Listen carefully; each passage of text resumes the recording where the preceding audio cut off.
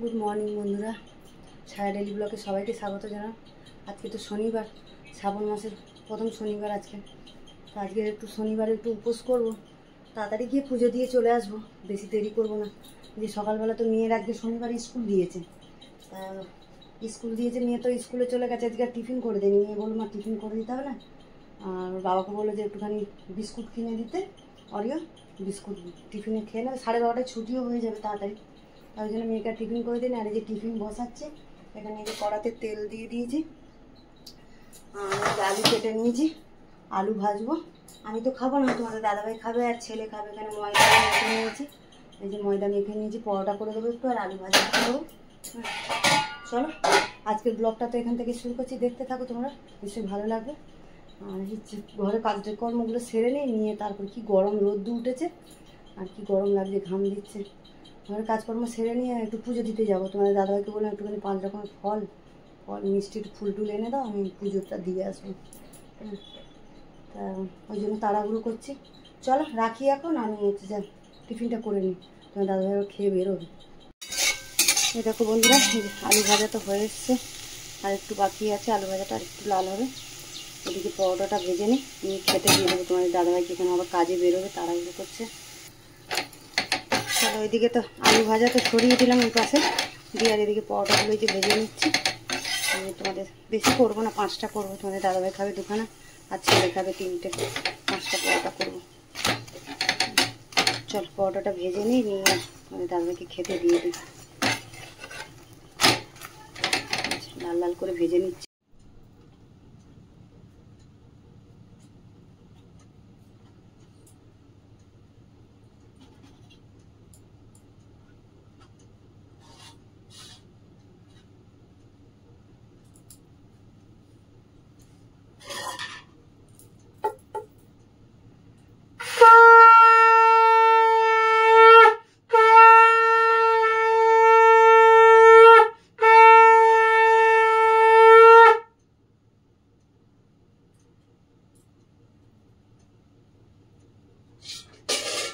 দেখো বন্ধুরা, টিফিন বানিয়ে তোমাদের দাদাভাই তো কাজে বেরিয়ে গেল খেয়ে, ছেলেও খেয়ে ওর মেয়েকে আনতে যাবে, স্কুলে ছুটি হয়ে যাবে 12:30টায়, ছেলে বেরিয়ে যাবে।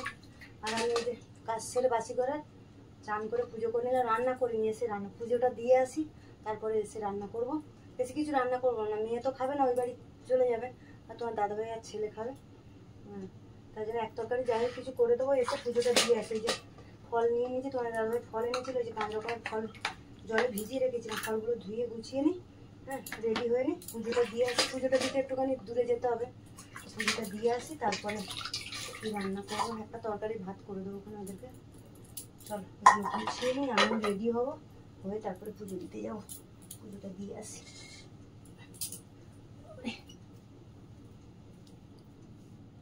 চলো বন্ধুরা, এই যে রেডি হয়ে নিয়েছি পুজো দিতে যাবো বলে, আর পরেছি যে লাল সাদা একটা শাড়ি পরেছি, লাল ব্লাউজ দিয়ে। চলো পুজোটা দিয়ে আসি, বৃষ্টিও আসবে মনে হয়, অন্ধকার করে আসে। জামা কাপড় তুললাম, ঘরে তো কেউ নেই, ছেলেও মেয়েকে আনতে বেরিয়ে গেল। তোমাদের দাদাভাই তো কাজে গেছে বললাম। চলো ছাতা নিয়েছি সাথে, আর আমি সব জিনিসগুলো এই যে ব্যাগে করে গুছিয়ে নিয়েছি, ফল, তারপরে ফুলের মালা, চাল, মানে সিঁধে দিতে চাল, আলু সব গুছিয়ে নিয়েছি ব্যাগের মধ্যে করে। কেন হাতে করে নিয়ে যাবো, প্যাকেটে প্যাকেটে করে পড়ে যাবে রাস্তায়, বৃষ্টি ধরতে ছাতা ধরবো না, শাড়ি এদিকে এই প্যাকেট ফ্যাকেট, ওই জন্য ব্যাগে গুছিয়ে, কাঁচা ব্যাগটার মধ্যে গুছিয়ে নিলাম। চলো পুজো দিয়ে আসি, পরে আবার দেখা হচ্ছে। চলো রাখ। চলো বন্ধুরা, এই তো পুজো দিয়ে তো চলে এলাম, এসে আর তো কি বৃষ্টি, পুজো দিতে গেছি কি বৃষ্টি, একদম মুষলধারা বৃষ্টি হচ্ছিল। পুজো দিয়ে তো এসে চান করতে হয়, বড় ঠাকুরের পুজো দিয়ে এসে তার ভিজতে ভিজতে ছাতা মাথায় দিয়েই চলে এলাম। এসে আবার চান করে জামা কাপড় ছেড়ে, আর এই যে রান্না বসিয়েছি, এদিকে তো ভাত ফুটছে, আর এইদিকে এই যে ঘরে খালি দিয়ে একটু মাখা মাখা তরকারি করে দেবো, এক তরকারি ভাত করবো, তো মাখা মাখা। তাহলে ঘরে খালিটা এই যে একটু নুন হলুদ দিয়ে ভেজে নিই, অল্প একটু নুন দিয়ে দিলাম, একটু হলুদও দিয়ে দিলাম, দিয়ে ঢাকা চাপা দিয়ে একটুখানি ভেজে নেব নুন হলুদ দিয়ে, ততক্ষণ আলুটা কেটে নিই। তো দেরি হয়ে গেছে, আর এদিকে বৃষ্টি হচ্ছে মুষলধারা।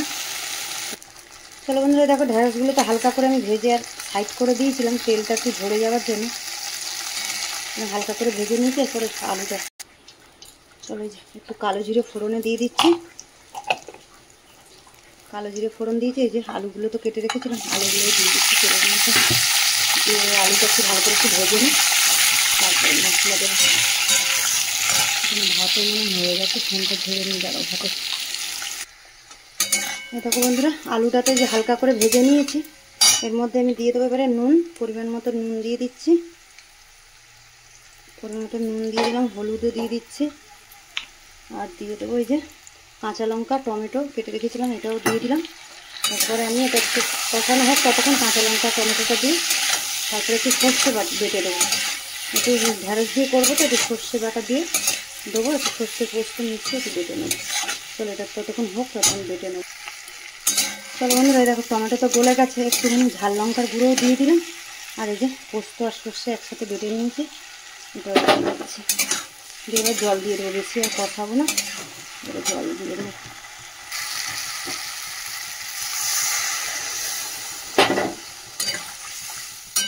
জল কম করেই দেবো, কেন ঢেঁড়স তো ভেজেছি, সেদ্ধ হয়ে গেছে।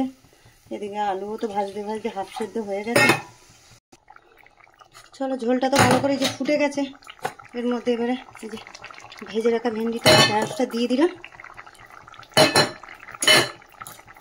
দিয়ে আর একটু করবো, ঝোলটা টানাবো, টানিয়ে শেষ হয়ে যাবে। একটু মিষ্টি দেবো স্বাদের জন্য। চলো বন্ধুরা, তরকারি তো হয়ে গেছে, এই যে সামান্য একটুখানি মিষ্টি দিয়ে দিচ্ছি স্বাদের জন্য, মানে সর্ষে পোস্ত বাটা দিয়েছি যেহেতু, ওই জন্য একটু মিষ্টি দিয়ে দিলাম। চলো, রান্নাতে এই যে রেডি। আর আজকের আর কিছু তো ব্লগটা বাড়ালাম না, এখানেই ব্লগটা শেষ করলাম, কেন আমি তো কিছু খাবো না, দিয়ে উপোস আমার ছেলে আর তোমাদের দাদাভাই খাবো, নিয়ে তো ওই বাড়ি।